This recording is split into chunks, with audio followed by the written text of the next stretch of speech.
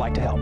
Spencer Callahan is the one to see. Call 387-2323. LA filing number 16-7969. WNXX, Jackson, KNXX, Donaldsonville, and WDGL HD2 Baton Rouge. This hour brought to you by Spencer Callahan Injury Lawyers, LA 21-12681, offices in Baton Rouge. The Hunt Palmer Show. You are now listening to The Hunt Palmer Show, brought to you by Rouse's Supermarkets on 104.5 ESPN Baton Rouge. Locking down the middle of the day. Live from the Mercedes-Benz of Baton Rouge studios. This is Hunt Palmer.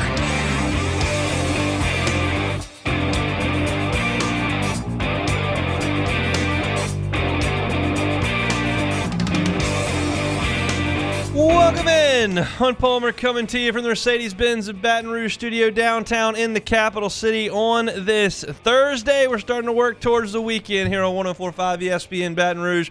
Appreciate you hanging out with us. Got Jacob Beck and Jordan Kitchens back there on the ones and twos. Sometimes I think there can be some repetitiveness on these airwaves if you're talking about us having 3 hours in the morning and then 2 hours at lunch and then 2 hours midday and then 3 hours on after further review. You're talking about 10 hours of daily coverage here in the Baton Rouge market, and sometimes we talk about the same things. If you listen to the last 2 hours, probably not going to catch much of the same over the next 2 hours. Jimmy and Charlie doing an awesome job hanging out at the Beau Rivage, talking all point spreads, all March Madness, all NCAA basketball with guests and different folks over there at the Beau Rivage. And I'm not going to do a lot of that. We're going to do some things as far as the local teams are concerned. Not the biggest story in sports today, which is March Madness, closely followed by probably Shohei Ohtani and $4.5 million. Luke Johnson's going to be by in 15 minutes. We'll talk about the Saints, Chase Young, signings on the offensive line, signings in the secondary. Get to all that with Luke in 15 minutes. Joe Healy, D1 Baseball's SEC Extra Team, will be along at 1:30. A couple of SEC West baseball games tonight and an entire weekend to get ready for, so we'll get Joe's thoughts on the SEC baseball weekend at 1:30. We'll have LSU and Florida starting pitching rotations that I want to talk about in the second hour. Chris Blair is going to come on by at 2:15. Talk all things LSU, wrapping up the basketball season, talking about LSU and Florida in baseball. So much, much more to get to over the next 2 hours. We start with LSU football. Tigers back on the practice field this week and meeting with the media this week after a week off last week for spring break. And there have been a couple of springs under Brian Kelly where you've had a lot of continuity in the coaching staffs. He brought in Matt House, and that's who was his defensive coordinator for 2 years. He brought in Mike Denbrock, his offensive coordinator for 2 years. There was a lot of continuity going through last year's spring, and obviously this year there's been an upset in continuity on defense, likely for the better, because LSU was a mess on defense last year for the entirety of the season. So basically an entire overhaul of that side of the football. And we've gotten a brief glimpse of some of that in the media-allowed practice availability. We'll see a little bit more of that on Saturday morning when there's a full practice allotted to the media. But I think some of the best information that we can gather in this spring, where you're talking about an intensity level that's down a couple of notches, is to hear what the players have to say. And there were a couple of defensive players that spoke with the assembled media yesterday, Paris Shand as well as Greg Penn, and I was interested in some of the things that they had to say. These are guys that have worked for a number of defensive coordinators, guys in Shand's case that have been in a couple of different schools. Penn's seen some highs, seen some lows, and I was just curious as to some of the answers that they had. We spoke briefly to Michael Cobble about it yesterday, but now we have the sound. So we'll start with Greg Penn, the Tiger linebacker, who spoke to the new defensive staff and what that's been like thus far through spring football.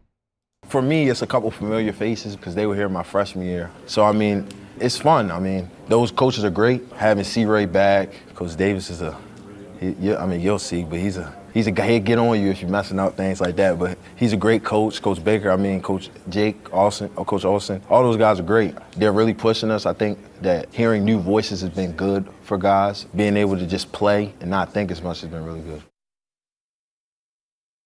I think that's very encouraging to hear. Obviously, Blake Baker having worked with Greg Penn previously is a very, very good thing. Corey Raymond is very familiar with this place, and so familiarity can do nothing but help. But obviously the guy that is got the biggest task on his hand is Blake Baker, because he's got to overhaul this entire defense. Corey Raymond has his work cut out for him. He's got to deal with a secondary that got gashed time and time again last year.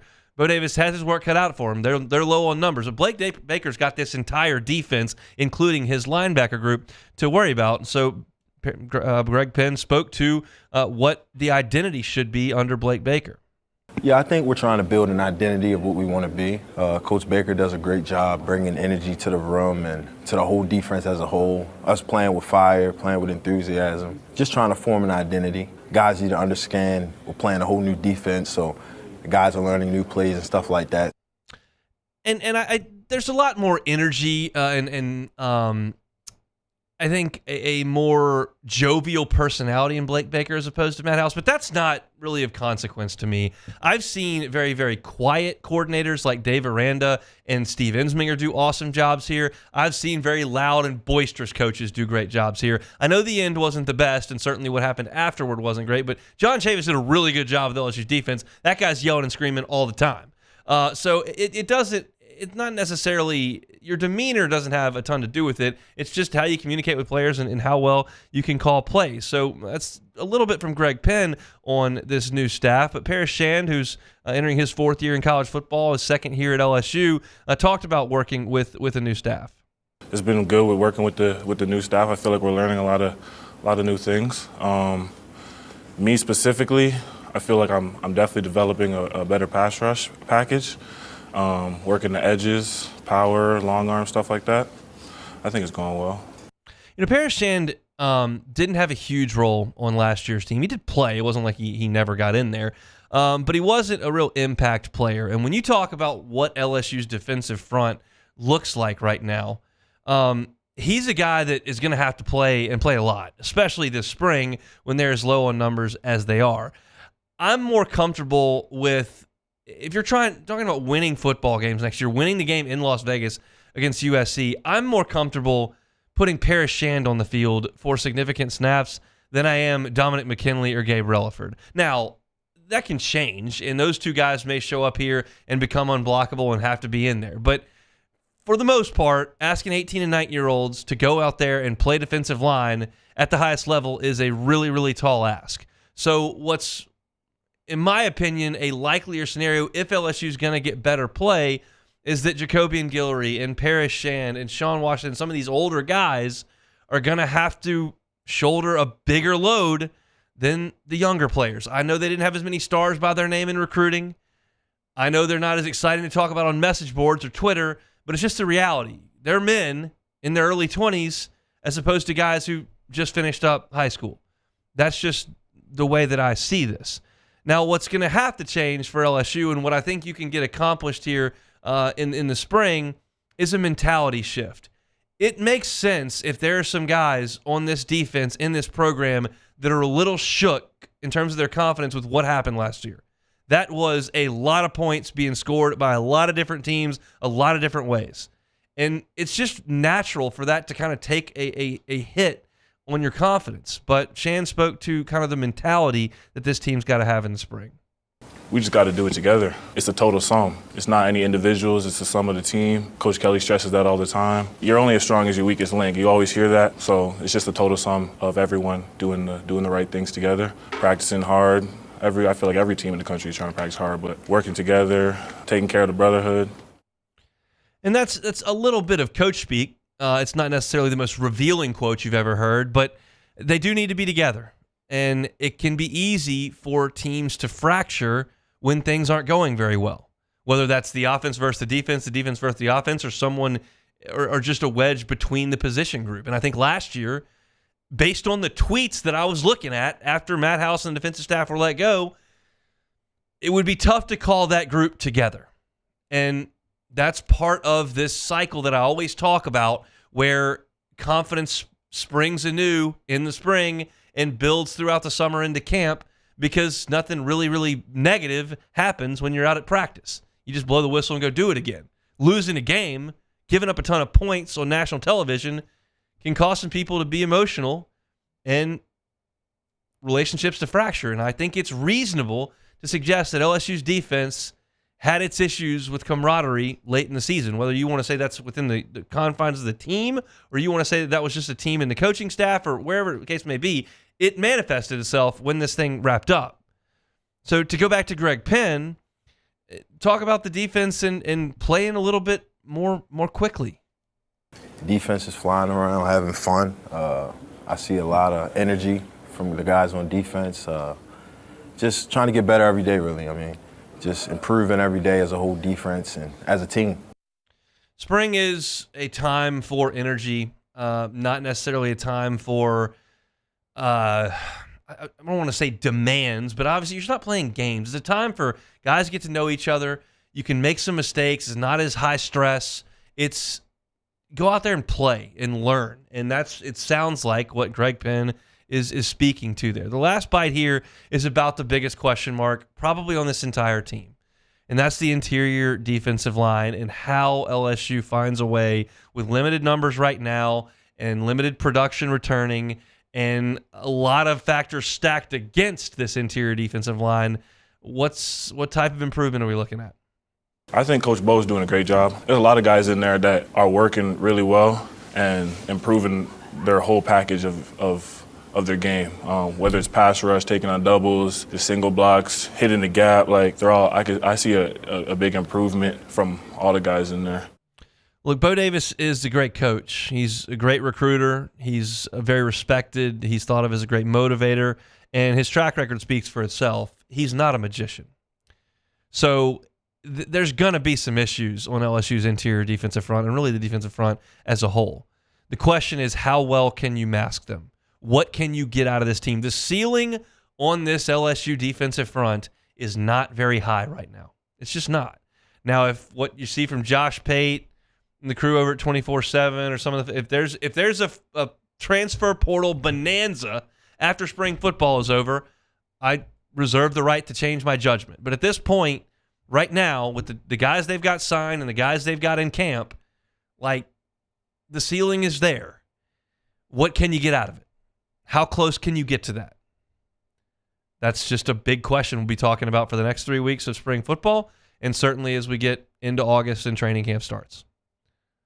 Just some thoughts from some LSU defensive players, Greg Penn and Paris Shand. Some more to come a little bit later on. We'll pause, take a timeout. Our Thursday show is brought to you by Rouse's, the official supermarket of the New Orleans Saints. So let's talk New Orleans Saints with Luke Johnson coming up next.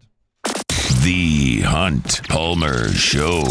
March Madness is on. We got it on a couple of TVs right here, and ESPN Bet is ready to take you through all the huge sports moments this spring. The exclusive sportsbook of ESPN has it all, including exclusive offers and promotions from Scott Van Pelt, Stephen A. Smith, from playoff intensity to getting on the links and out to the ballpark. There's no better time to be a sports fan. So sign up today, and new users get $100 in bonus bets for making any sportsbook bet. Download ESPN Bet today. What a play. Must be 21 or older. Gambling problem? Call 1-800-522-4700 in partnership with LeBares Lake Charles. Terms and conditions apply. See app for details. Our listeners fire off their opinions on the jimsfirearms.net hotline at 499-1045. Keep listening for your next chance to shoot us your thoughts with the jimsfirearms.net hotline on 1045 ESPN Baton Rouge.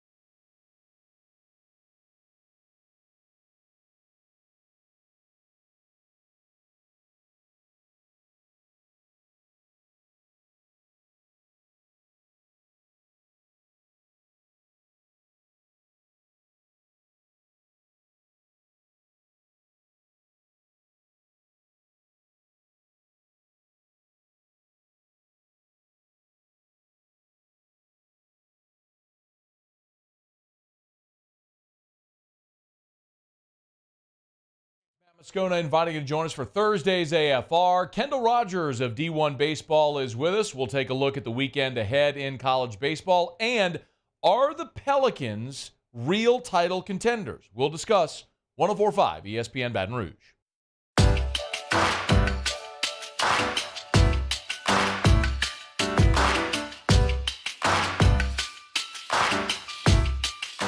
You are listening to The Hunt Palmer Show, brought to you by Rouse's Supermarkets. I've got just devastating news, Beck. Really, really heartbreaking stuff. Really? I did not have a perfect bracket this year. Wow. Oh, how many did you make? One. Okay. I only go with one. And you picked Actually, Mississippi two. State. No, that's not true. I did one for ESPN. I did one for a friend's pool. I tried to kind of make it the same, but I didn't compare them. I think they're probably similar. You had Mississippi State. I had Mississippi State. Ooh. They lost by 20. Yeah, they did. They got absolutely annihilated. Probably not a great pick by me to No. go against Tom Izzo in March. Yeah, I tried to tell you that a Yes, couple you days did. ago, but you didn't listen. Look, Mississippi State made it tough on LSU to score. If you can shut down this LSU team, you You can should be able probably to shut make down the Final Mississippi. Four. Yeah, you're right. You're right. Very disappointing. Let's talk Saints. Luke Johnson, Saints beat reporter for The Advocate down in NOLA, joins us via the Jim's Firearms Hotline. Luke, how are you? I'm good because I did not fill out a bracket for like the fourth straight year. So I don't have to deal with any heartbreak of feeling like an idiot, which is good because I did not watch a single second of college basketball this year, which, you know, now that I think about it, having not watched any would have probably made my bracket actually good. Yeah, I mean, I can't tell you I watched a lot of Creighton this year. I saw him play one game, and I picked him to go to the Final Four. So it's just, you know, whatever floats your boat at this point. Let's talk a little New Orleans Saints. There's been a lot of news this week, comings and goings. I can't really go anywhere other than Chase Young to start. Your thought on the contract when you saw it initially, your thought on the contract now that you know of the neck issues. So when you see it initially, you see a 1 year, $13 million contract, which like felt like it made sense at the point. He's a guy who has kind of been both really, really good and disappointing, and you don't exactly know what you're going to get out of him, but like you can see the highs are so high and the talent is so there. So like it made sense. It's a 1 year prove it deal for him. It could be very beneficial for both sides to where he can reestablish his market in 2025. And, the Saints could get a 24-year-old guy with super high upside, and they're paying him like the 32nd highest paid defensive end in football.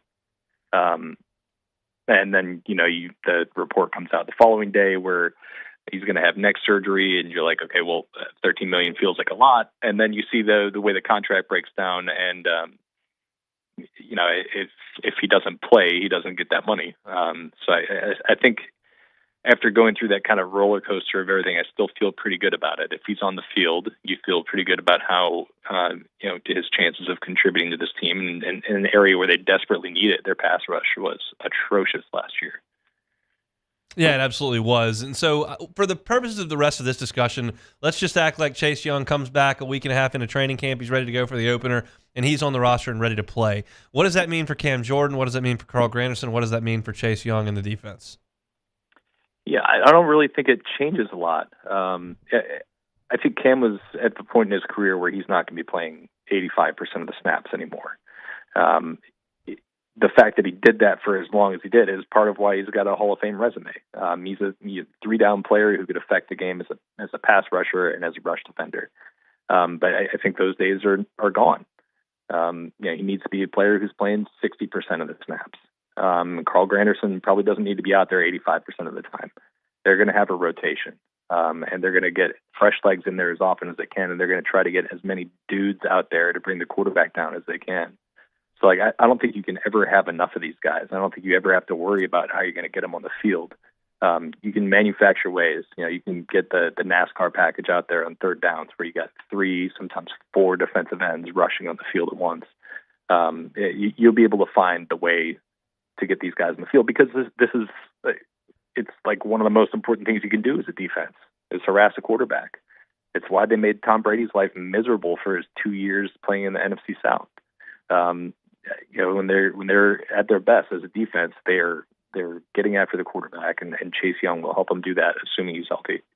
I agree. I still think the deal is a good one, even with the news of the neck surgery. We'll just have to see how things shake out. Offensive line, we know, is a concern for the Saints. I think tackle is the biggest concern. But they bring in Oli Udoh, signs from Minnesota, had a quad injury early in the season that required surgery. Y'all met with him. What does he bring into the Saints offensive line room? Yeah, I think he's this is like very much the player they like to sign on the offensive line. They use the high-level draft resources on it. I mean, you can look throughout the years, Ryan Ramczyk, Andres Pete, Cesar Ruiz, Eric McCoy, Trevor Penning, all these guys are first, second-round picks. But they fill this unit out with guys who are like Oli Udoh or like James Hurst, or go back and look at Nick Easton or Senio Clemente, guys who can fill in and play multiple positions, who have experience playing in the NFL, and they've got a lot out of these guys in the past. So that's, I mean, it just felt like exactly like the Saints kind of signing we're used to, where you get swing depth. They have had starting experience in the NFL, who can give you help at multiple positions if you need it. Because as we've seen, I mean, the last 4 years, they need it every year. They've had this kind of rotating cast of characters each of those years where they're dealing with injuries.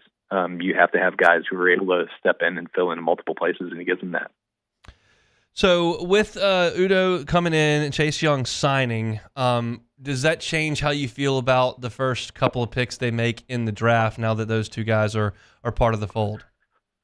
Yeah, it does. I mean, I think when I was looking at, like a lot of people, when I was looking at the draft 2 weeks ago before the start of free agency, I think you could have pretty easily winnowed down their top two positions of need as offensive tackle and defensive end, or pass rush generally. I think you can knock defensive end pass rush down a peg, but they have had the opportunity to sign a starting caliber offensive lineman, offensive tackle. The market was really slow to develop. These guys were only signing 1-year deals, but they didn't go out and get somebody like Tyron Smith, who frankly comes with a lot of injury concerns. They didn't go out and get somebody like Trent Brown. They could still theoretically sign somebody like David Bakhtiari. But again, you're talking about a guy who's played 12 games his last 3 years. I just think that this whole thing is all pointing toward them kind of zeroing in on offensive tackle 14. And I think that's smart. There's a lot of really interesting guys in this class, and there should be one really good player available there at 14. Perhaps multiple really good players available at 14, or they can kind of have their pick and choice. Yeah, it might be only 2 guys off the board by the time they at tackle, by the time they make their pick. And there's probably 6 guys in this draft who are kind of worthy of first round consideration. So yeah, I just think that's where this whole thing is pointing. And so that's why their one big money signing has been to get a pass rusher. They're not going to have to kind of lock themselves into taking one there. If somebody who you don't expect is going to be if Dallas Turner is there at 14, I'd consider taking him and figuring out offensive tackle in the second round.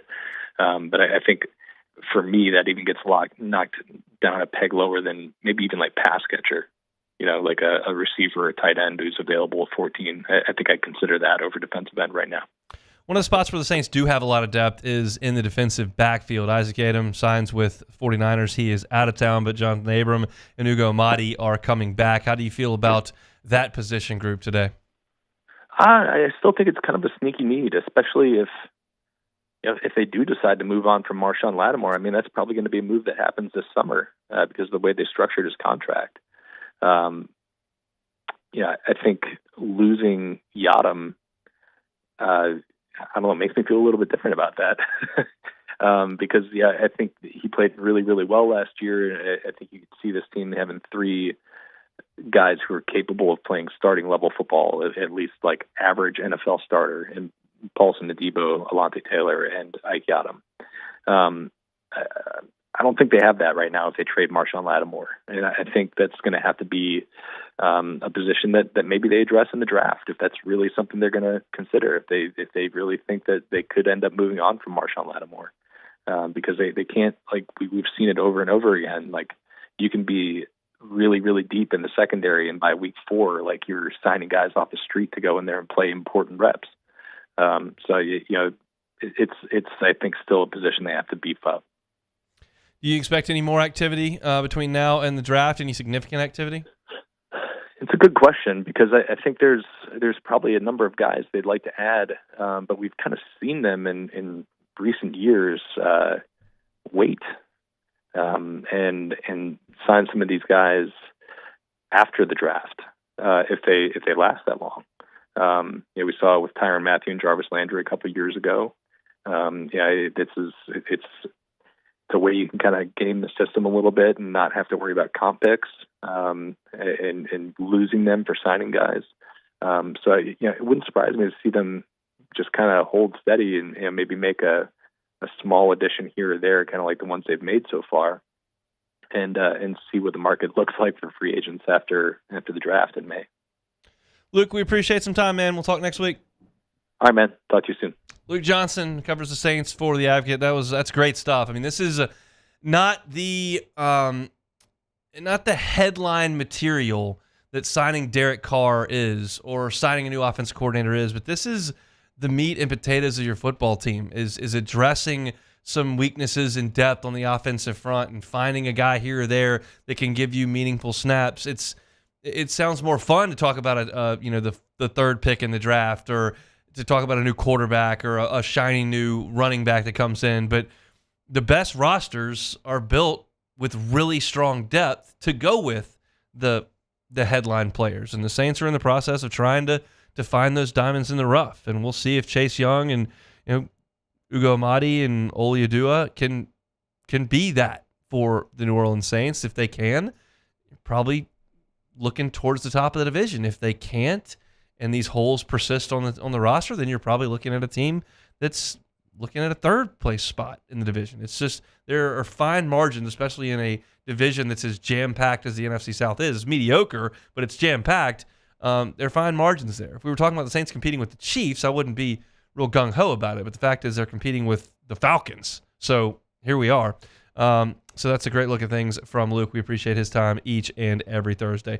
We'll pause, take a timeout. When we come back, Joe Healy, D1 Baseball's SEC Extra Team, talking some Southeastern Conference baseball entering the second weekend of conference play. You're listening to The Hunt Palmer Show. The Hunt Palmer Show. Platinum Window Tint LLC.com is the website. Platinum Window Tint, such a help. Whether it's the auto side with your car windshield and windows, or it's your home or your business. Check out the website, PlatinumWindowTintLLC.com. You can see a gallery of some of their awesome work based out of Denham Springs, but will service the entire listing area here around Baton Rouge. And they're here to make you more comfortable and to reduce your energy costs. Plus, make things look a little bit better as well. The window tint can be used on your home, on your business, because those high energy bills are coming. And you can do your part to lessen those by tinting your windows. PlatinumWindowTintLLC.com. Platinum Window Tint, they are happy to help you. Their motto is, when quality matters the first time, they're here to help you out. Check out the website, PlatinumWindowTintLLC.com. PlatinumWindowTintLLC.com. In times of need, get a full list of phone numbers, websites, and other important emergency information on the Demco Stormwatch page at 1045ESPN.com.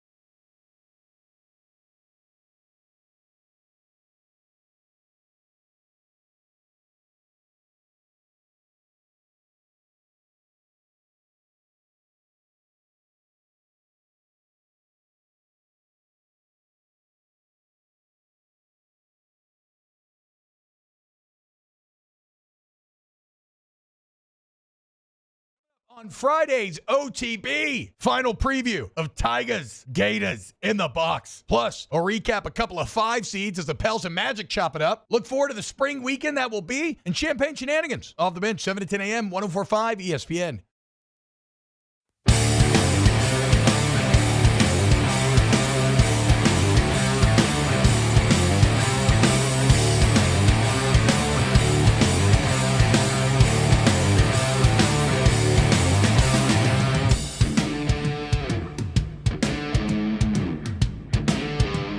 This is the Hunt Palmer Show, brought to you by Rouse's Supermarkets.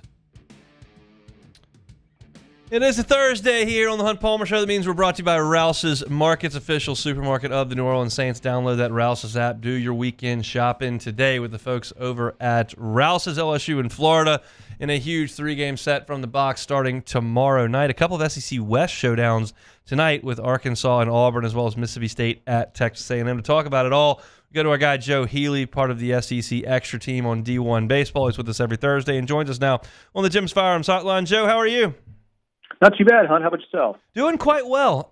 Curious, your most impressive series win in the SEC last weekend.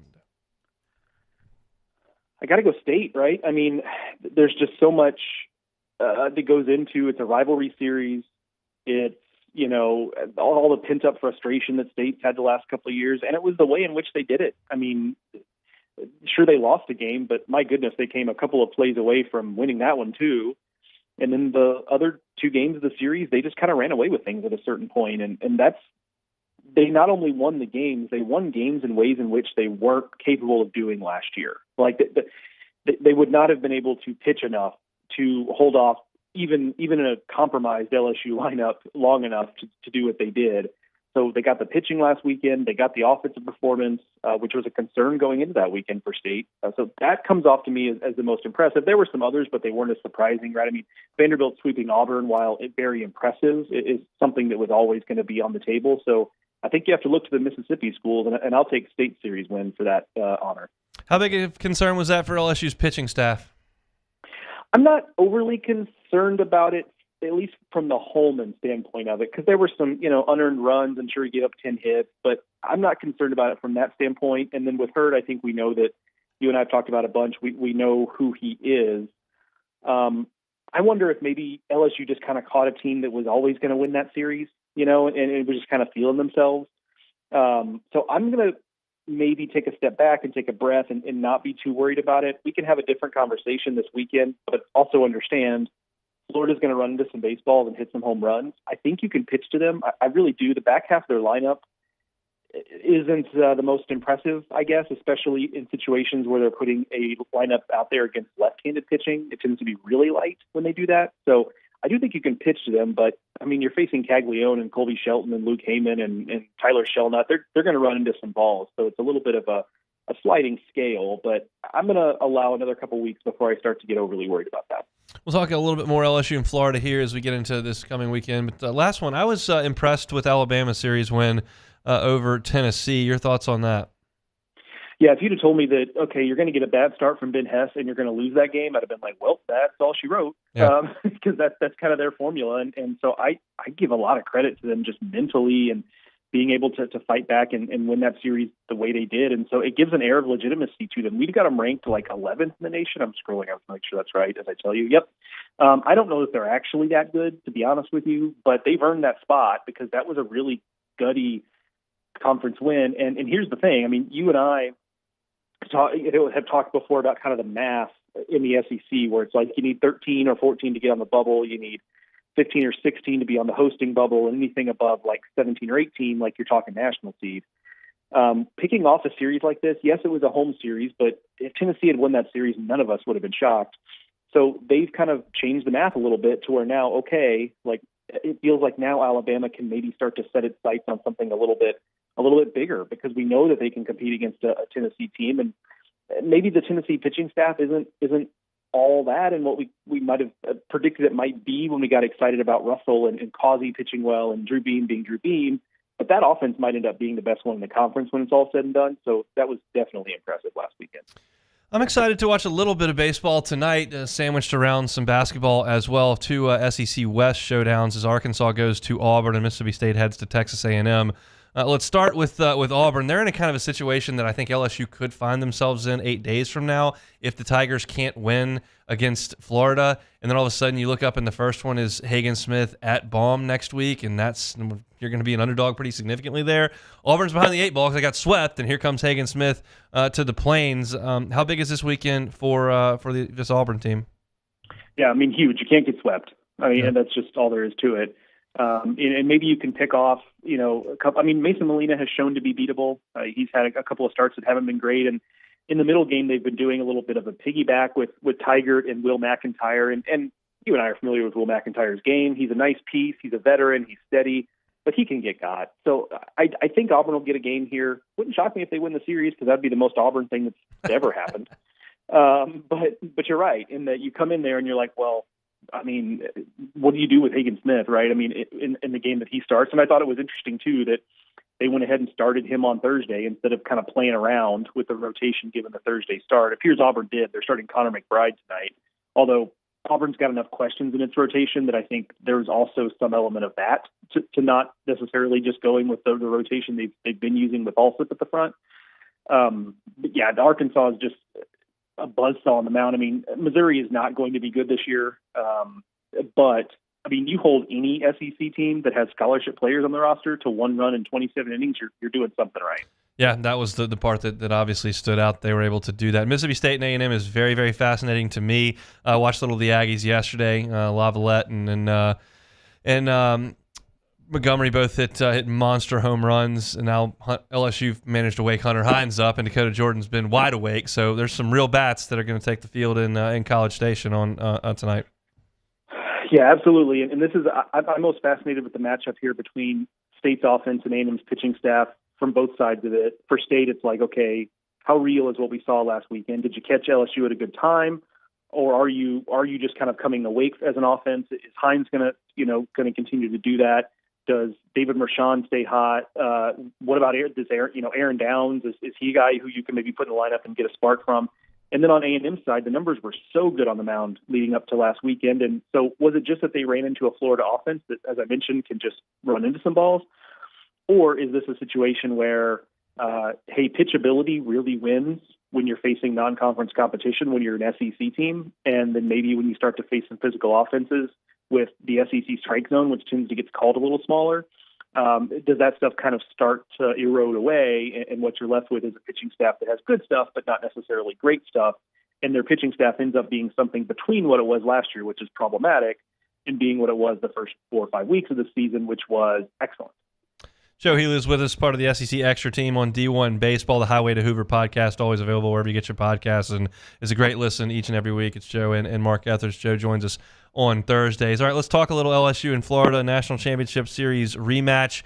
Tell me about Cade Fisher this year. The numbers are not great, but we know he's got a ton of talent. Yeah, he's had a weird year. So I'm not going to sit here and argue that the ERA is totally out of line. Like he's certainly not been a true Friday guy. He's not even really been someone that, if this continues, he will not be in the rotation come, early April, right? However, I will say his peripherals aren't terrible. Like he struck out 37 and walked 5 in 22 and 2/3 innings. Opponents are hitting 295 against him, which is high, but this is also the SEC. Like, I don't know, like you see guys like Drew Bean usually has like a 265 or 270 batting average against. So it's really not that far off from being acceptable. So I'm not having not watched all of his starts, I'm not entirely sure what's happening here, but I can guarantee you that he's not been good enough. He's going to have to be better, especially if they're going to throw him on Fridays. And he's talented. I guess they know that, hey, if we need to throw him back in a bullpen role, he's proven himself in that one. But I think we've talked about this before. Florida's a little bit landlocked here, where it's like, what are your other Friday options? Because Cags is complicated because of the two-way piece. And then do you really want to throw Liam Peterson, who, by the way, hasn't really been better, in the Friday spot? Or do you need to find somebody else altogether, which is a whole other problem because, honestly, it's not as if Florida's teaming with a bunch of relievers that you have a bunch of confidence could move into the rotation and be good. Yeah, like I've never thrown 102 pitches in an SEC weekend game, but I just can't imagine that Caglione would do that on Fridays and then feel ready to roll and hit 2 home runs on Saturday. Maybe he is. He's superhuman, but it feels like Sunday's where he kind of needs to be. Yeah, and there's a long history of this kind of being the move with elite two-way guys. You know, you pitch them on Sunday because then you've got the day off, and then you could maybe DH them on Tuesday if you really want and give them a little bit of break. So, yeah, he's kind of stuck there. And so then you start to, okay, Peterson is probably a no because he's struggling and he's a freshman. Do you play with the idea of, hey, we thought Neely was going to be a starter. Do we try that? Well, I mean, he pitched better last weekend, but he really wasn't pitching that well. Is it Ryan Slater maybe who's throwing like almost starters innings as a reliever? Like maybe that's an option. But this is the big picture problem with Florida this year is that they've got such a young, inexperienced pitching staff. We love the high-end talent. How could you not, just in terms of raw talent? But they're leaning on a lot of freshmen in the bullpen this year, so it's not as if they have a whole bunch of cards to play. The way in which even LSU, like if they got into trouble, it's like, well, we'll just flip the ball to Ackenhausen or Jaden Coleman, and like maybe it's not as good, but at least we know a little bit of what we're getting. Florida doesn't even really have that luxury. Yeah, that's going to be a fascinating one. It should be an awesome environment all weekend. We're going to get really good weather on Saturday and Sunday here in Baton Rouge, so it should be a nice weekend at the box, and hopefully LSU can get it done. Last series I wanted your thoughts on. Nice series win for Ole Miss at home last weekend. They head to Knoxville to play a Tennessee team that I think is really good. How do you handicap that one? Yeah, I think this could be a weekend where I do think Ole Miss is better. I do think they played a lot more solid last weekend, but whereas I'm more intrigued by State's upside right now, I do think there's an opportunity that this weekend that we go into this and Tennessee just kind of runs Ole Miss off the field. I do think that's in play here because Tennessee is going to come in like, you know, just a little bit pissed off about last weekend. Lindsey Nelson Stadium is going to be packed with a bunch of fans that are going to create like an angry bees atmosphere because they're just right on top of the field. So I do think there's an opportunity for Tennessee, especially against Ole Miss pitching, which, look, they got great bullpen work last weekend. But the starting rotation is just still kind of okay. It's not like they're really setting the world on fire. So I'm intrigued to see how well Ole Miss fights in this thing. I think if you get a game, you feel great. But a sweep where Tennessee clearly comes off looking like the much better team is definitely in play. Joe, we appreciate the time. Enjoy some baseball this weekend. Appreciate it, Hunt. Talk to you next week. Joe Healy, D1 Baseball's SEC Extra Team. You're looking for your baseball content. No better place to find it than Joe Healy and Mark Etheridge over there at D1 Baseball with us every single Thursday. Come back and close out hour number 1 on The Hunt Palmer Show. You are now listening to The Hunt Palmer Show. One Bath and Closets, onebathandclosets.com is the website. I tell you all the time that David Duvall and his team have been doing this for 30 years. They're happy to come in and do a full-scale bathroom renovation or remodel, full closet renovation or remodel, but also consider safety in the bathroom. It can be a dangerous place, especially as some loved ones in our lives age. How about putting in a non-slip floor in the bathroom? How about putting in some handrails, guardrails in the shower and toilet areas? How about a walk-in shower? How about a walk-in tub? All those things can make the bathroom, which can be a hazardous place, safer for an aging loved one. And David Duvall and his team do these kinds of things all the time. Go to the website, onebathandclosets.com. Look at the pictures of their great work. Check out the testimonials from satisfied customers. And get that consultation with the folks over at One Bath and Closets. Financing options are available. They can help you out in the bathroom or, of course, in your closets. One Bath and Closets, onebathandclosets.com.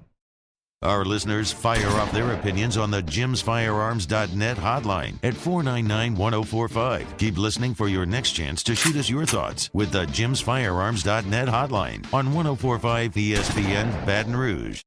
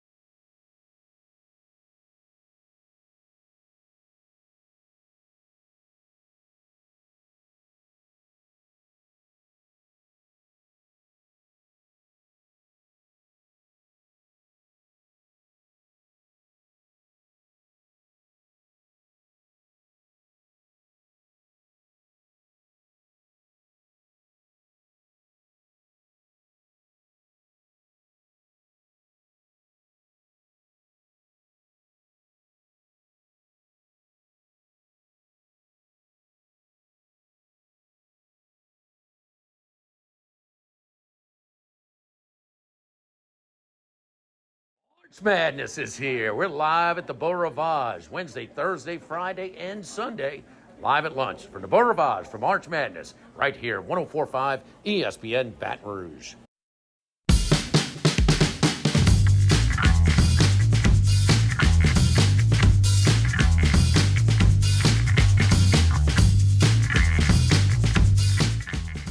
See where you stand on the leaderboard for the $1 Million Bracket Challenge powered by Acura of Baton Rouge and Coors Light at 104.5 ESPN.com. Might have our first true upset watch here with Duquesne up a few points on BYU with about 30 seconds left. A 6-11 matchup there. First place will win $2,024 in cash, and if your bracket is perfect, you will win $1 million in a 3-year lease on a 2024 Acura RDX. It's the $1 Million Bracket Challenge powered by Acura of Baton Rouge and Coors Light.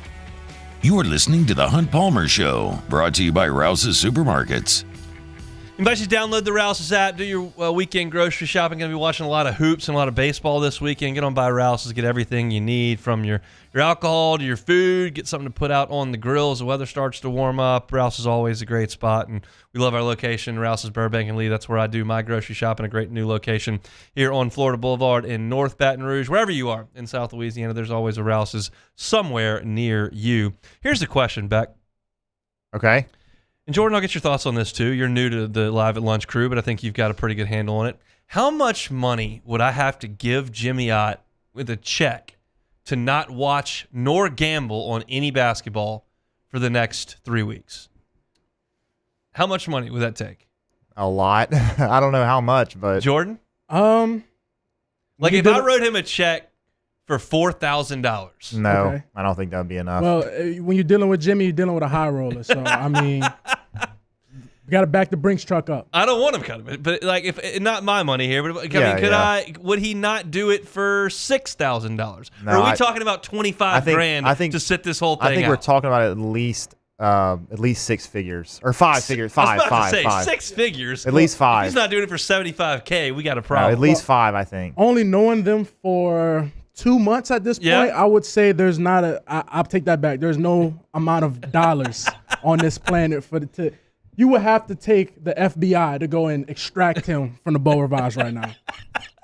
Got to get a SWAT team in there to the Beau to get Jimmy out of the book. You got to call some help. I'm jealous of those guys. I think that's an awesome thing they got for the next 4 days watching in the sports book. And there are a lot of hoops for those that have not been keeping up today. The first loser of the NCAA tournament, I call it the first loser. I don't care about Tuesday and Wednesday. The first Thursday loser of the tournament, the Mississippi State Bulldogs go down by 18 points, 69-51. They lose to Michigan State. Tom Izzo's team will move on. They're going to play at North Carolina, which is going to be a blue blood matchup in the second round, 1 versus 9, assuming North Carolina gets it done against Wagner here.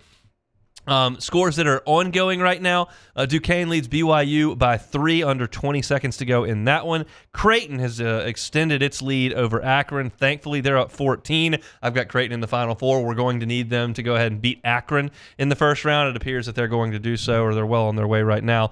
Up 14 with 14 minutes and 20 seconds to go. Arizona is beating Long Beach by 6 at the half. That's a 15-2 matchup in the West. And Long Beach is an interesting case here, Beck, because they fired their coach before the conference tournament and said, you can coach me if you want. Yeah. And he went out there and won the conference tournament, and now they're playing Arizona straight up. So we're going to talk about that on Take It or Leave It a little bit more, for sure. I mean, that's a very odd circumstance. It is. I don't think I've ever heard of that before. I mean, look, they let Stat coach the season out. They don't let this guy, and he's going to win his conference tournament. Crazy. So, North Carolina and Wagner just underway, 6-3 in the early going there. Under 17 minutes to go. Next up on True TV, Morehead State and Illinois from up in Omaha. SEC's back in action at 3 o'clock. Oregon and South Carolina will play. Nevada and Dayton at 3:30. Colorado State and Texas at 5:50. Oakland and Kentucky. Kentucky will play tonight. And it'll be a nice little double dip there. Oakland and Kentucky, as well as McNeese State and Gonzaga, will go at it right there. Pretty similar time frames. Oakland and Kentucky are in Pittsburgh, and McNeese and Gonzaga are out in Salt Lake City. So the rest of the games tonight, South Dakota State and Iowa State, St. Peter's and Tennessee, NC State, Texas Tech, Samford, Kansas, Drake, and Washington State. So loaded day. We said this yesterday. I think it's the best 4 days in sports because of the time it lasts, how much action there is, how much interest there is. Even the non-sports fans seem to be invested because they've got a bracket somewhere where they're trying to win $100 or in gift cards or something. So interesting day. Hadn't had any high drama just yet, but we're off and running in March Madness. If you missed any of the first hour of the show, catch it on demand. 1045ESPN.com's on demand tab. Apple Podcasts, Spotify, Google, wherever you find your sound, you can find us, as well as on YouTube. If you're looking for my LSU football segment that led the show, we had Paris Shand and Greg Penn talking about the LSU defense as they get into spring ball. You can catch that at Hunt on LSU on YouTube. Luke Johnson talking Saints at 1:15. You can find that at Hunt on Saints on YouTube. Subscribe to those channels. All your football takes be headed right to your timeline. Joe Healy talking some SEC baseball at 1:30, as he always does. We've got Florida starting rotation. They have announced it. We'll see if LSU does the same. Generally, Jay Johnson will. We'll talk to Chris Blair in 20 minutes about LSU. Come back after Sports Center. It's the Hunt Palmer Show.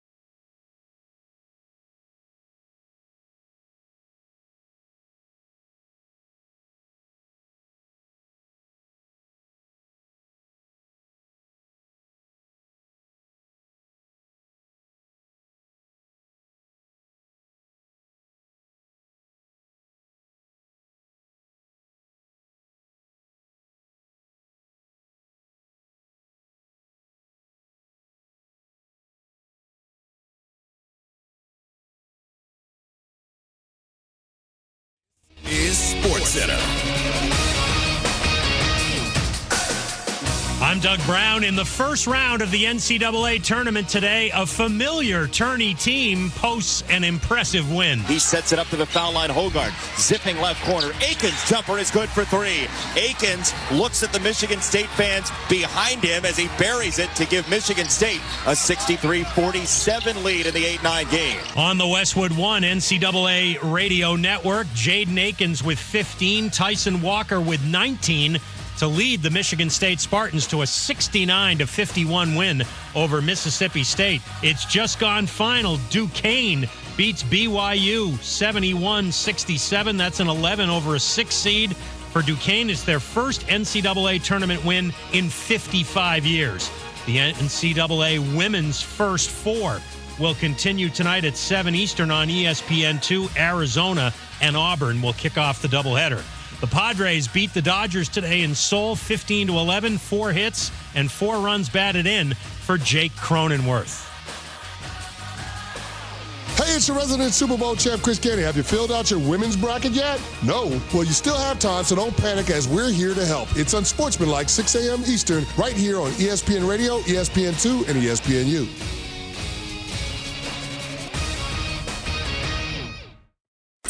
Ladies and gentlemen, may I direct your attention to something quite extraordinary? Now, the Hunt Palmer Show.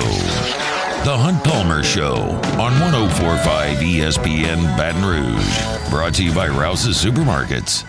Live from the Mercedes-Benz of Baton Rouge studios. This is Hunt Palmer.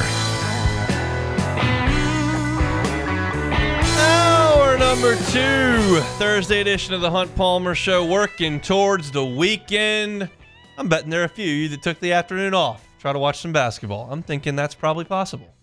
We won't have to go into a long vasectomy conversation like the boys on the morning show did this morning, but I'm sure there's a few of you that are ducking out of work to catch some hoops, and I don't blame you. It's a fun day to watch some basketball. We'll watch some baseball this weekend, LSU in Florida, in a rematch of the National Championship Series, in a matchup of two of the storied programs in the SEC. And certainly Mississippi State probably kick-started it, and Vanderbilt's had some great success as well. Ole Miss has a national championship to their name, and South Carolina had a great run under Ray Tanner. And I wouldn't suggest that Florida's baseball success dates back a long way, but since Kevin O'Sullivan's been there, they've been among the elite in the sport. And certainly LSU's running into them in the national final 2 different times. And last year, it came out on the right end. And a lot of the guys who were on the field that day have moved on, but a lot of the guys that were on the field that day or in the dugout that day are back around. And we're going to see really high-level baseball this weekend inside Alex Box Stadium, and it's a big series for LSU. Really need to take care of your business on your home field. This team that LSU has is not as bulletproof as last year's felt. And you're just going to have to fight and scrap and claw your way through the first half of this SEC weekend. I think LSU should be able to handle themselves in Columbia, Missouri. I'm not petrified to play Auburn. I'm not petrified down the line to play Ole Miss. But some of these teams you're going to play here over the next, these four teams you're about to play are really, really tough. And so you've got an opportunity at home. LSU needs to quit themselves nicely. We've got the starting pitching matchups. Both teams have announced them. The SEC asks that the coaches do that before noon, the day before the series. And both coaches have announced they're going to keep things the same. There was some thought that things could shake up because Florida's starting rotation has not been great this far. And LSU got lit up a little bit last week. Got lit up a lot last week. But they're going to keep it the same. Cade Fisher is going to go on Friday for Florida. Liam Peterson is going to go on Saturday for Florida, and Jack Caglione is going to go on Sunday for Florida. I'll give you the scouting, not the scouting report, but some thoughts on those guys. We'll do a little bit deeper dive tomorrow. But Luke Holman will go for LSU on Friday, Gage Jump will go on Saturday, and Thatcher Hurd will go on Sunday. Cade Fisher took a very natural progression to Florida's Friday night guy. He was a very, very highly thought of high school pitcher, 6'4", 200 pounds, great left arm. Came into the program at Florida, and because they had a really, really talented front end of the rotation, you saw him last year, Hurston Waldrop was his first-round pick. He was able to ease in. and he did some long relief. He pitched a little in the midweek, and he became a big-time bullpen guy. And he pitched a couple of times in the College World Series final. And because he's that highly thought of as a high school recruit, and he eased in and was very successful as a freshman last year, you think, okay, it's your time. For 2 years, you head up this rotation.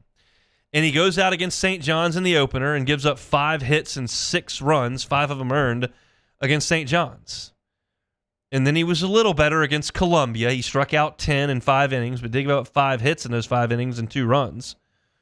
Then they go to Coral Gables, and he faces Miami. Can't get out of the 5th inning, gives up 5 hits and 3 earned runs, 5 strikeouts, no walks. St. Mary's, 2 weeks ago, he just goes 5 innings, 7 hits and 5 runs, 4 of them earned. And then against Texas A&M, against a really good lineup. That is a really good lineup for Texas A&M. 6 innings, 6 hits, 6 runs, all of them earned, 10 strikeouts and a walk. So you kind of get the picture. Like, he's striking out a lot of guys. To this point, as if you were listening in the first hour to Joe Healy, he's struck out 37 in 22 2/3. He's only walked 5. But his batting average against is bumping up against 300. He's given up 6 doubles and 4 homers. His ERA is 7.94. He just hasn't been very good. And you look at Luke Holman, and he's been brilliant up until last week when he wasn't.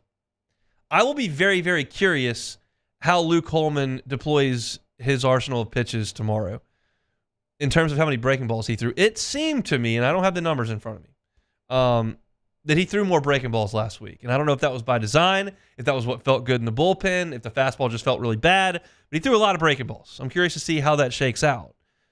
On its face, based on track record, LSU's got an advantage on the mound tomorrow. Based on talent, it's probably a lot closer than that. In fact, I would probably argue Fisher may be a little more talented. But that's an opportunity. Liam Peterson will go on Saturday for Florida. Liam Peterson is thought to be the best freshman talent that got to college baseball. He and Cam Johnson were obviously in that discussion, and we know what's happened with Cam Johnson early in his career. They're babying him a lot, and that's okay. Florida's not babying Liam Peterson. He's a 6'5", 205-pound right-hander who was a weekend starter right out of the gate. And he was good against North Florida. He was good against Columbia. In those 2 outings, 7 innings of shutout baseball. Miami got to him a little bit, scored 5 earned runs in 5 innings. St. Mary got to him a little bit, scored 4 earned runs in 4 innings. And A&M crushed him. 2 innings, 5 hits, 6 earned runs, no strikeouts, no walks. So it's been trending backwards. If you just look at Liam Peterson's numbers against the high major teams he has faced, Miami and A&M, you're talking about 2 starts, 7 innings, 11 earned runs, 7 strikeouts, and 2 walks. He's a talent, but he might not have figured it out quite yet. And LSU's got Gage Jump, which we felt really good about entering last weekend. I still feel good about, but certainly Mississippi State tagged him a little bit. I'd probably rather have Jump going in that game, but we'll see. So I've given a slight edge to LSU in the first 2 games. Now, you'll be very familiar with Game 3's matchup. You saw it in Omaha, Nebraska, in the biggest game of the season. Jack Caglione will go on Sunday for Florida. Thatcher Hurd will go for LSU. If all things were equal, and he was just a pitcher, Jack Caglione would be starting tomorrow. Because he has started 4 games. He is 2-0. He's got an ERA under 2 at 1.77. He's got 34 strikeouts in 20 innings. His batting average against is 132. He's been fantastic. He's throwing way more strikes. There's still a walk issue. He leads the team with 13 walks. 13 walks in 20 innings is not awesome, but it's better than it could have been. You remember last year in the opener, in the first pitch he threw of the College World Series final, he hit Cade Beloso in the backside. But they can't really move him because he's maybe the most dangerous hitter in college baseball. And if he starts on Friday and throws 114 pitches, how ready is he to get up and hit you 2 home runs on Saturday? I don't know that he is. So you kind of need to throw him on Saturday, on Sunday. And they will. And Thatcher Hurd's got to be better. There's no doubt. 7 earned runs, 3 of which coming on the 3-run homer by Dakota Jordan, followed up immediately by the home run by Hunter Hines last week. But he's got to be better. And Joe Healy said something that was very interesting to me in the first hour. And if you missed it, I invite you to go back and check that out. We talked about the entire SEC, but spent a little time on LSU and Florida as well as LSU Mississippi State. He said that Florida's lineup is really scuffling against left-handed pitching. Well, what's behind door number 1? All of LSU's left-handed pitching. And Thatcher Hurd's not one of those. You might have a fairly quick hook this weekend for Hurd, depending on how ready to go Herring and Ackenhausen and Anderson are ready. Like, if those guys are ready to go, they can give you a lot of innings. Ackenhausen can absolutely get you 8, 9 outs. Herring has shown he's absolutely capable of getting you 9, 10, 12 outs. We know Cade Anderson can get you 15 outs. He's already been stretched out. So, depending on how the first 2 games go, and you do everything you can to win any game that's in front of you in SEC play, I'm okay if you got to pitch Ackenhausen, Herring, and Anderson, and Ulloa to win the first game, do it. Give me a win. But if you kind of trade punches, you win one, you lose one, and you get to Sunday, and some of that left-handed pitching is ready to go, Thatcher Hurd will not be giving up 7 runs for me. He may give up 4, but at that point, we're going to go to the bullpen. When you think of Florida, you think of dominant pitching. You think of Singer and Faedo. You think of last year with Hurston Waldrop. You think of Logan Shore, A.J. Puck. Like, they've had absolutely dominant dudes at the front of the rotation as long as Kevin O'Sullivan's been there. But this pitching staff has not been very good. Now, the bats, on the other hand, which we will talk about tomorrow, trouble. Had a lot of homers. But when I stack this up, I like LSU with Holman against Fisher. I like LSU with Jump against Peterson. And we'll see what LSU has left, but if you need to come off of Hurd and go with some left-handed pitching against Jack Caglione, who's on the other side, hopefully that's available to you. Big, big weekend. Man, would it be awesome if LSU could find a way to get 2 wins this weekend. I'd feel a whole lot better than I do right now. I'm a little bummed about the Mississippi State weekend. I'm over it. It's a bit of a bummer. I had LSU penciled in for 2 wins there. Need to try to find a way to get 2 because 2 is going to be really difficult next week in Fayetteville. But you never really know. LSU last year was as good a team as we've seen wear those uniforms, and they got beat by Mississippi State and Auburn. So, it's just, it's a weird sport. It's why I love it. And they'll crank it up tomorrow. It's 7 o'clock inside Alec Box Stadium. Cade Fisher against Luke Holman. We'll go deeper into this matchup tomorrow. Got some thoughts on some of Florida's hitters and what LSU needs to do there. And we'll try to get in touch with our guy, Nick Delatorre, down in Gainesville, who covers the Gators, and get a better look at a team that he covers very, very closely. Our Thursday shows are brought to you by Rouse's. When we come back, Chris Blair, the voice of the Tigers, putting a bow on basketball, talking a little bit of baseball. That's next. The Hunt Palmer Show. In times of need, get a full list of phone numbers, websites, and other important emergency information on the Demco Stormwatch page at 1045ESPN.com.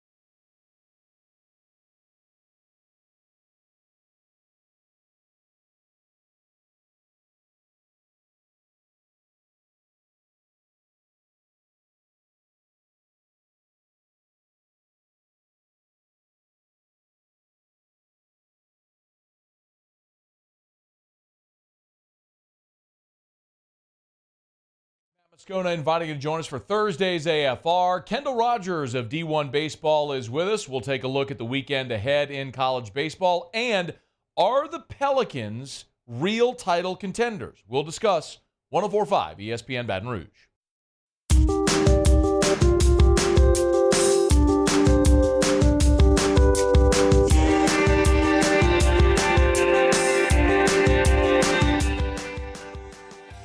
The field is set for the 2024 NCAA Men's Tournament. As you guys know, it's already started. First round coverage will start tonight at 6 and Friday night at 6. Then catch second round coverage starting Saturday at noon and Sunday morning at 11 right here on 104.5 ESPN Baton Rouge.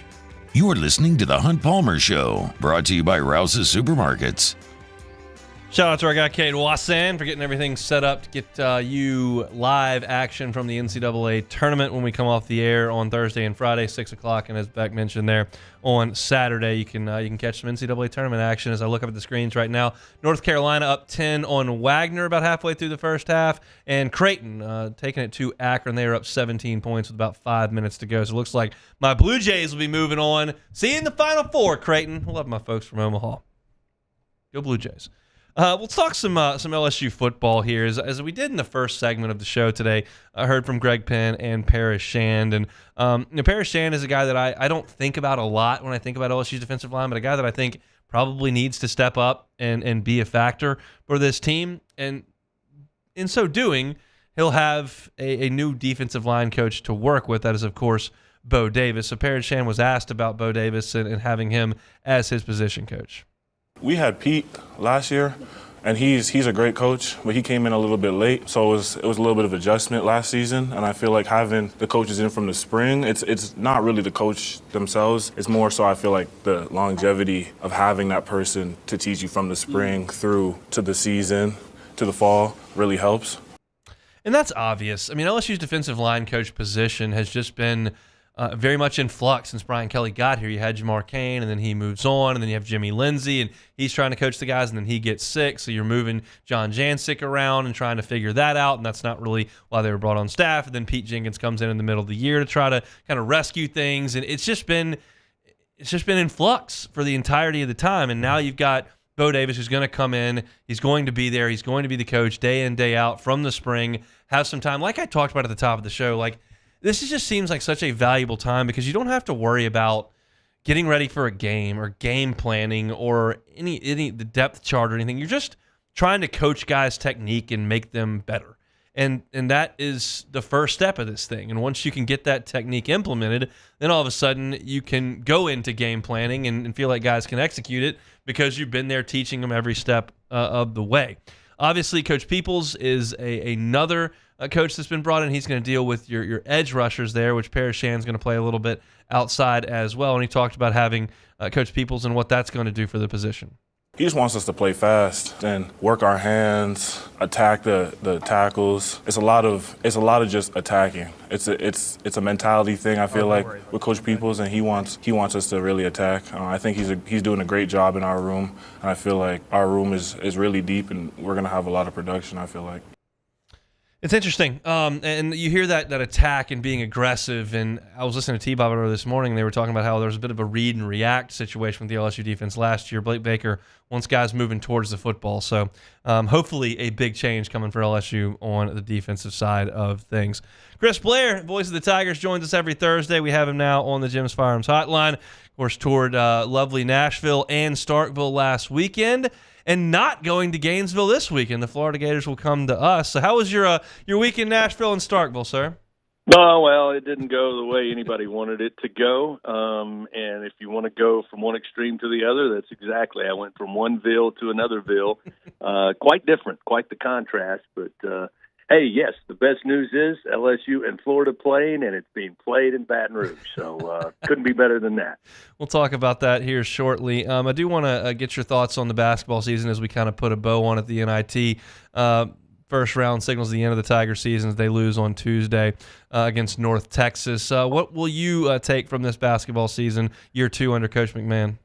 Well, steps forward, and I know everybody says that, and, Matt told me immediately following the announcement of, the NIT berth that, look, that's not what we're here to celebrate. It's not what we came here to do, is celebrate NIT play. But considering where they were a year ago, second in the Power Six with +7, improving in the conference record, going 9-9.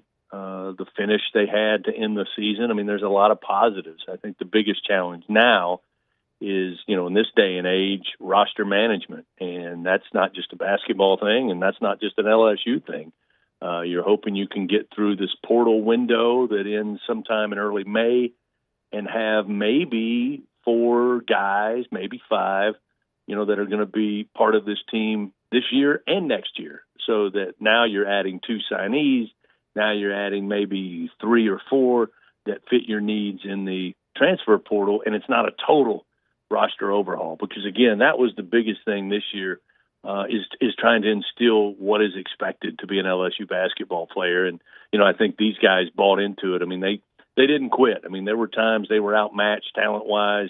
There were games where they didn't play their best, but it wasn't for a lack of effort. So that's kind of been established. Now you hope you can not have to turn everybody over and create a whole new roster for next year. And if they can do that, I think then the steps they took this year are going to reap some rewards next year. Did you think they were going to pull that comeback off in the NIT? They've done it so many times, and they got down a ton, and then they made that furious run under a minute. Do you think they were going to finish it? Yeah, I mean, I thought they had a chance. Yeah. I mean, when Ward missed the 3 and then the air ball 3 from Wright, I thought that those 2 right there, those 2 shots go in, either one of them go in, and who knows, game is on. But when those came up empty, you looked at the clock and you thought maybe, down 18, they certainly made it a valiant effort, had a chance to cut it to a 1-possession game on 2 occasions, and just couldn't get it done, couldn't get the shots to go down. So, there's always a possibility because I've been fooled a handful of times this season. Let's head on to baseball now as LSU will welcome in Florida. Last time we saw those 2 teams go at it, it was an enjoyable one up there in Omaha, Nebraska. What are your memories of that College World Series in its entirety now that we can kind of reflect back on it? I knew one of the things that stands out, Hunt, is when Coach Jay Johnson says they compartmentalize wins and losses and put whatever happened the day before behind them. I will never doubt him again. That's what I remember. I remember that long walk. We were staying in the hotel that's closest to the stadium there in Omaha. And that was a long, quiet walk on Saturday, after the second game of the championship series. And I'll never forget, I was walking down my room. For some reason, they always put the radio guy at the very end of the hallway. and this happened to be a hotel that is almost like the Pentagon. It's about a 5-minute walk from the elevators to my room. And as I was going down the hallway, a number of the guys were outside their rooms. You could tell they were dejected. I passed each one and trying to be Mr. Positivity. We'll get them tomorrow, guys. And they all looked at me matter-of-factly and said, yes, sir. And I was stunned at how they were not as dejected as I was or thought that they were. And, again, we all found out the next day what would come to fruition. So that's one of the things I took away is it doesn't matter what happened yesterday. And, again, Jay preaches that every day, good or bad. You can't take the runs with you. You can't take the hits with you. You've got to be ready, mentally focused, and physically ready to go every single game. And, I think that's going to be important for this team. It's a different team. These guys are going to have to learn those lessons. But goodness knows the computer, which I put in air quotes, did not do LSU any favors when it comes to scheduling. It's amazing how this computer does that in the SEC office. But it's going to be quite the gauntlet here over the next several weeks. So they're going to have short memories. Yeah, well, hopefully they have got a short memory about the pitching that went on in Starkville last weekend. Jay's talked a couple of times to the media about how confident he is that Luke Holman's ready to bounce back and knows that he's going to be better than he was on Friday. Do you share that confidence? Yeah, I mean, I don't think any of the guys who started, Gage or Luke or even Thatcher for that matter, was really on. I mean, I've seen all 3 pitch much better. And Jay's contention was this is an aggressive Mississippi State offense. There's not a lot of holes in the Bulldogs lineup. And they wanted to tantalize them, so to speak, by having location in and outside, even a baseball or 2 off the plate, because he felt like they would go after it. And it just seemed to me that the command of the breaking stuff didn't keep them off balance enough. They were able to pick up on it. When it did hang, hung right over the plate. And then they weren't able to locate enough of those inside and outside strikes to get them to chase the stuff outside. And again, I know that they can locate better than that. So, I mean, again, I give Mississippi State a ton of credit. I think they're going to be much better than people thought they would be. And frankly, they're playing with a chip on their shoulder, probably unlike anybody else in the league, being 2 years removed from a national title and just horrible season a year ago. So, again, I think they can pitch better. And goodness knows they're going to have to. So, to me, that's the thing to look for beginning on Friday night is how does Holman bounce back? And again, I have no indication that, he can pitch way better than he did last week. And, again, that's kind of been the focus, as Jay said. And it goes back to my earlier point. I mean, what happened last week's not going to help you. It's not going to hurt you.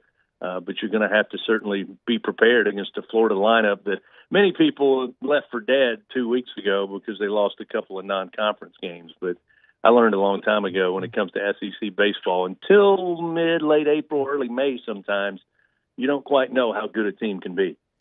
Yeah, I think both these teams can be really good. They've just had their bumps early in the season. Florida's just seemed to come on Tuesday and Wednesday far more often. They can't win any of the midweek games, but they've been pretty good on the weekend. A guy that's been good on the midweek and the weekends offensively is Jared Jones for LSU. Hit another home run back on Tuesday. It's been nice to see his production as a sophomore after kind of losing his job in the middle of last year.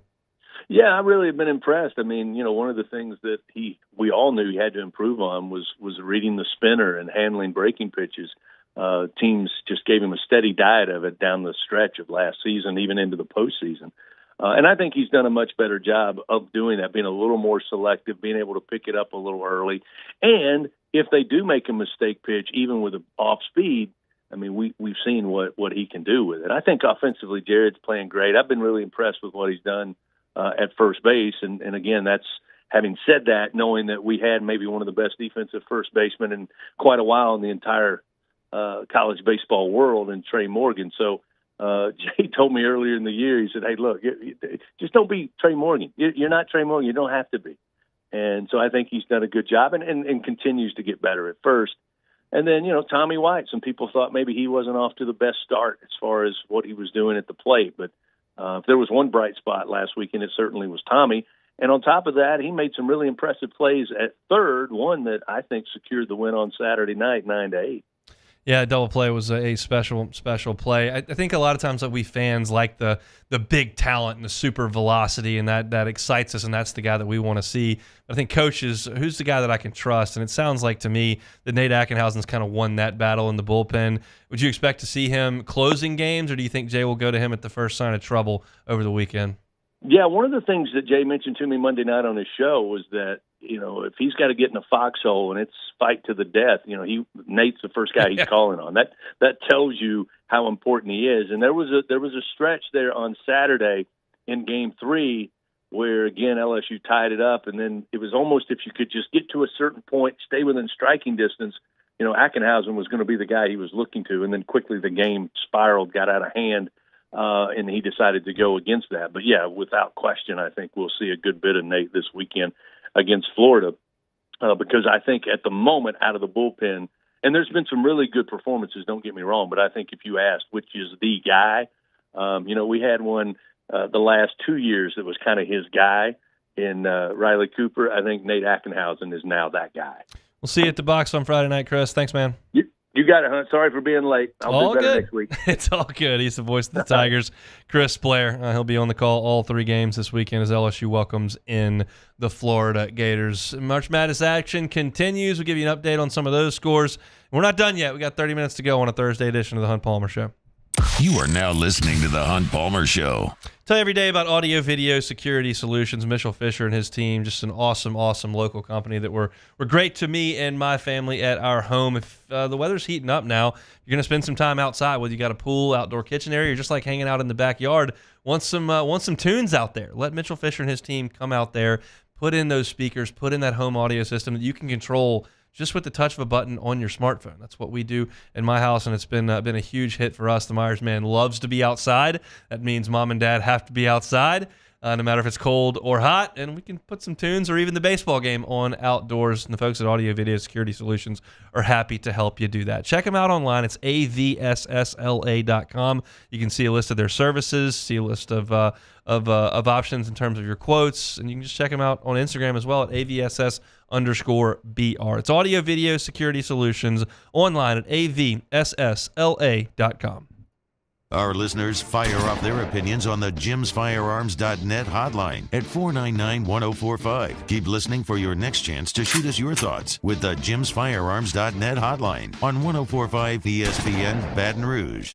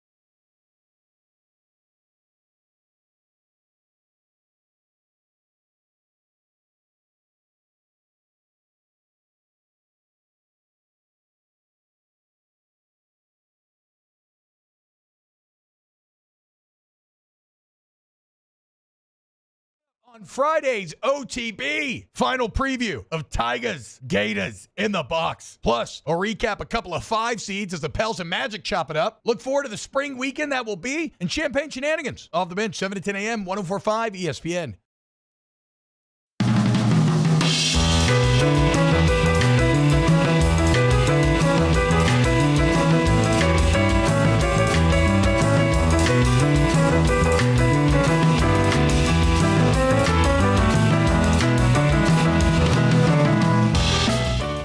You're listening to The Hunt Palmer Show, brought to you by Rouse's Supermarkets. Moving right along here on a Thursday edition of the Hunt Palmer Show. Appreciate y'all for hanging out with us on this Thursday. It means we're brought to you by Rouse's Markets. If you're looking to do some grocery shopping for the weekend, lots to watch over the weekend. Tons of March Madness basketball, awesome baseball as well. Get on by Rouse's and get everything you need for the weekend. If you spend $35 on your shopping and you get the order placed online to pick up, you don't spend an extra cent on the curbside pickup. And $35, not tough to get to these days. So just go ahead and download the Rouse's app. Set your pickup time, do your shopping right there. Let your personal shopper go in and do your shopping for you, and they will hand it right to you. It's convenient as could possibly be. Love the folks over at Rouse's and appreciate them for bringing you our Thursday shows. Couple of SEC baseball games tonight to get into. I was curious what Mississippi State was going to do with their rotation. We saw last week Nate Dome was announced that he wasn't going to pitch, so they went with Evan Sierra on Friday against LSU. I said that was a huge advantage to LSU, and the Tigers did hit a couple home runs off of him, but obviously the pitching faltered, and they weren't able to stay in the ball game. And I was curious what State would do now with a little more notice that Dome wouldn't be around. And they're not making any changes. They're going to go with Evan Sierra tonight at Texas A&M. They'll go with Cal Steven on Friday, and they'll go with Jerangelo Sainja on Saturday. Of course, with the moving up to Thursday, it's tougher to move guys around. But it feels like they've kind of backloaded their rotation. If you watched LSU and Mississippi State play last weekend, you realize that Cal Steven and certainly Jerangelo Sainja have better stuff than Evan Sierra. But you were trying to replace Nate Dome, and you go to a guy who's more of a bullpen arm. So I'm curious how this works out in the weekend series at Texas A&M. It looks like LSU woke up Hunter Henry, which is Hunter Hines, which is Hunter Henry was a tight end at Arkansas. Hunter Hines at Mississippi State. And then obviously Dakota Jordan's been fantastic. Jace Lavalette and Braden Montgomery, I might argue, are the best 1-2 punch offensively in all of college baseball. Montgomery was fantastic. It's at Stanford for a couple of years, and you look at Lavalette, who's one of the best freshmen in the country last year. One-time LSU commit, I might add. And that's a fierce 1-2 punch offensively. There are other guys in that Texas A&M lineup that can hurt you. It's the Texas A&M pitching that I'm curious about because it was sparkling in the pre-conference. And then they went to Gainesville and got hit. And that's not to be unexpected. Like, we know that Florida can hit. They've got a lot of guys with proven track records that can really swing the bat. So was it a case of A&M being exposed as kind of being frauds, or is this a situation where you've got a tough place to pitch and they'll come home against a Mississippi State team that may not be as good on offense and they'll look really, really good and prove themselves to be one of the top teams in the conference? I'm curious to see that. And tonight for Texas A&M, you're going to see an arm that has been really good, but I don't know if it's one of the best 4 or 5 in college in the SEC, and that's Ryan Prager, who's got a 2.8 ERA, but he hadn't given up anything leading into the weekend against Florida, and then Florida kind of got after him a little bit. So, 2 1/3, 7 hits and 6 runs after he had not allowed a single run all year. That's a bit of a red flag to me. And I realize Holman looks exactly the same, and I realize Jump looks exactly the same. So we'll just kind of learn. But now he's going to be facing the same bats that Luke Holman saw and that Gage Jump saw. And I'm excited to see it because if A&M proves itself to have a lot of really good pitching, they become one of the top 2 or 3 teams in the SEC. If the pitching is mediocre, which is what we kind of thought it would be because it was atrocious last year and looked really good in the pre-conference this year, we'll just have to see how that goes. I'm also curious to see how A&M uses Chris Cortez because Chris Cortez started a game against LSU last year, and that was the first SEC weekend, so I don't expect a lot of y'all to remember that. But Chris Cortez throws 99 miles an hour with a sinker. Like, it's really good stuff, but he couldn't throw strikes. And teams hit him because they could just try to see the ball way up, and if they didn't see it way up, then you just lay off and he walks guys. So I'm fascinated by Mississippi State and Texas A&M this weekend. My pick is Texas A&M to win 2 out of 3, but we'll see how that goes. On the other SEC game, as I mentioned to Joe Healy in relation to LSU, you don't really want to be behind the 8 ball when Hagen Smith shows up. And Auburn is because they got swept last weekend. So you're looking at losing a 4th game. If LSU were to theoretically lose 2 out of 3 or heaven forbid get swept this weekend, and you're sitting there at potentially 2 and 4 in the league with Hagen Smith coming up next, all of a sudden that really starts to look like 2 and 5 because you're going to Arkansas on the road with the best pitcher in the league going. It's just not a very comfortable deal. So that's what Auburn's going to see, albeit in their home ballpark this weekend tonight, and you'll see Hagen Smith, and then you'll see 2 really good arms and Brady Tigert and Mason Molina for Arkansas the rest of the way. I'm down on Auburn right now. I don't think they have a Friday starter, and they're changing their rotation up this weekend. Alsop's been going, and he's ERA's over 7.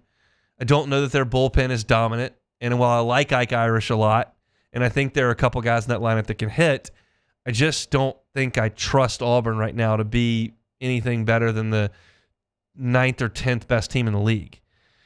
And so that's another team that LSU will play way down the line, but they get Hagen Smith tonight, and I just don't expect that to go super well. Hagen Smith's just been awesome since a bizarre start to his season where he gave a 3-run homer on the third batter he faced, and then since then has been basically unhittable. So a couple of SEC baseball games tonight that I'll be keyed in on. Give you a brief synopsis of those coming up on tomorrow's show. But we'll talk a lot about the NCAA tournament as well. I'll get you a scoreboard update from the NCAA tournament. Arizona all over Long Beach State in the second half. It was fairly tight in the first half, but with 9 minutes to go in that one, 17-point lead for the number 2 seed Arizona. North Carolina at the break against Wagner. They lead by 12, 40-28 is the score in that one. Morehead State, the 14 seed, up on Illinois pretty early in that one. 14 minutes to go. It is 17-13. We've got some finals already in the books. Creighton beats Akron by 17. That's a 3 seed over the 14. Duquesne with the second seeded upset. They beat BYU 71-67. The 11 seed moving on in the East. And Michigan State and Mississippi State went final first in today's action. Michigan State all over Mississippi State by 18, 69-51 was the final. Chris Jan's team for the second year in a row makes the NCAA tournament, but not able to advance past the round of 64. So we'll take one more timeout. We'll come back and close things out. It's a Thursday edition of the Hunt Palmer Show. The Hunt Palmer Show. Boudreaux Electric. Love telling you about the folks over at Boudreaux Electric. Give yourself the peace of mind to know that you're not going to lose power in a storm.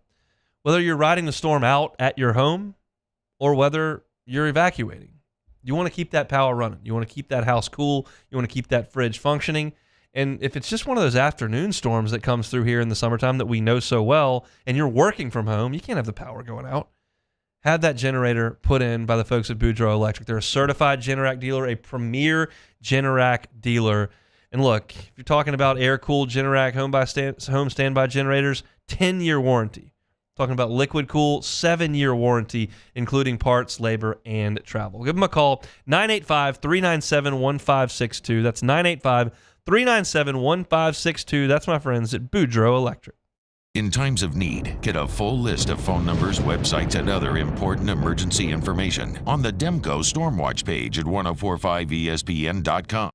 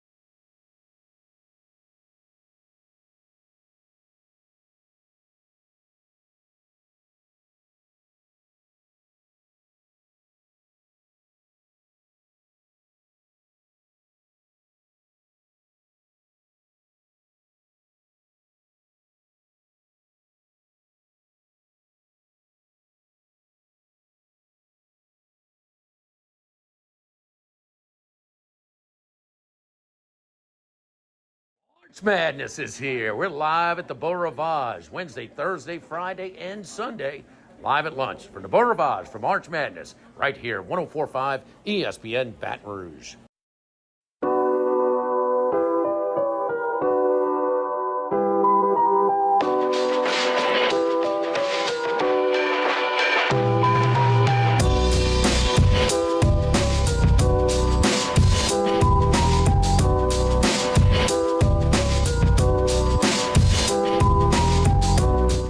This is the Hunt Palmer Show, brought to you by Rouse's Supermarkets. Just looking at some Tom Izzo stats during the break there. This from Chris Solari on Twitter. Tom Izzo today extended his NCAA tournament record with a 17th victory as a lower-seeded team. MSU also, Michigan State, improved to 11-1 all-time against SEC opponents, and Izzo is 9-0 against SEC foes. Ouch to the Southeastern Conference, getting Izzo'd every March, 9-0 against the league. Incidentally, they added the only loss Michigan State has incurred to an SEC team was a 1978 loss to Kentucky, a defeat that was apparently one of the big factors in Magic Johnson returning to the Spartans that helped them win their first national title in 1979. So, you don't want to draw Michigan State. We saw that with LSU back in 2019. NCAA tournament rolling on. Morehead State leads by 3 over 3-seed Illinois. Been getting you caught up on scores most of our show today, and we appreciate you all for hanging out with us. All right, Beck, let's play some Take It or Leave It. All right, first one here. The Los Angeles Dodgers interpreter for Shohei Ohtani was fired Wednesday afternoon after questions surrounding at least $4.5 million in wire transfers sent from Ohtani's bank account to a bookmaking operation set off a series of events. According to ESPN, Ippei Mizuhara, longtime friend and interpreter for Ohtani, incurred the gambling debts to a Southern California bookmaking operation, and then Ohtani sent money to pay off the debts, covering $4.5 million for your buddy. Take it or leave it. Well, if you're Ohtani, I'll take it. He can do that, but it appears that there's some malfeasance here because now Shohei's saying that it's been stolen, and this is not the story we heard yesterday, and we got problems here with this money because it's going to a shady source, and it's coming from a guy who plays in professional sports, and they're changing their story here and there, and it just feels like this is going to get dug on a lot, and they're going to find the source of this money and figure out what the bets were placed on. Like, this is not over. Far from being over, and it doesn't feel like it's going to be great. All right, John Rahm's Champions Dinner Menu. Take it or leave it. Yeah, I took a look at this earlier today. I have a feeling I know how you're going on this one. I'm going to take it. Oh, okay. It's very complicated for me to read, but I like the fact that he went very, very Spanish here. They've got tapas as appetizers, everything from Spanish omelet with onions and coffee potatoes to some cheese and black truffle to Iberian ham and cured pork to chorizo. Like, that all sounds probably really good, and I'm sure that's just fine. If you tell me that the main course is chuletón a parrilla, I'm going to go, well, I don't know what that is. But then I can read the text underneath that says Basque ribeye, and I'm like, all right, that's probably just fine. Yeah, and some kind of Spanish steak. Something interesting about that I read about was that when they bring you the ribeye, it's already cut.